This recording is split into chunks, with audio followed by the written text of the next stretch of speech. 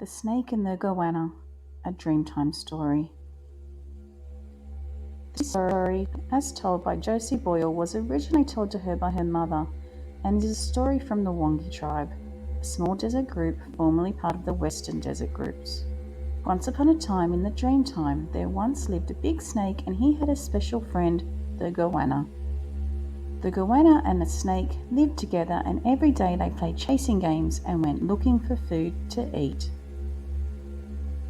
They swam in the river and went visiting the other animals who lived in this big Australian desert.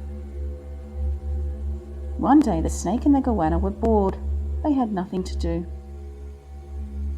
They wanted to do something different, and the snake said to the goanna, "Let's find some lovely ochre paints and let's paint ourselves. I want to be pretty, like those beautiful birds." So off they went to the river in search of the ochre paints. They chased each other all the way to the river. When they got there, the goanna had to do all the work because she had the hands.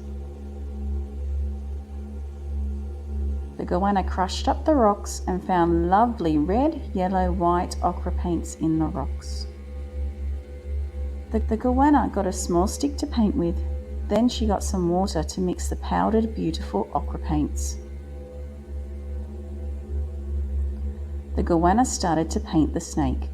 She painted dots on the snake, lines on the snake, and soon all the paints were being used up on the snake and there would be none left for her. The goanna said, "This is not fair. You have got all the paint all over your body and all I have got is the small yellow dots here and there. Look, I am still brown." The snake was being selfish, and for the first time the snake and the goanna started to fight. They fought each other so bad that they stirred up all the red dust of the desert. They were wrestling and scratching and biting. When the snake bit the goanna, she had to go quickly to her special medicine tree to find her smelly beetles. With her claws, she began to scratch the bark in the tree.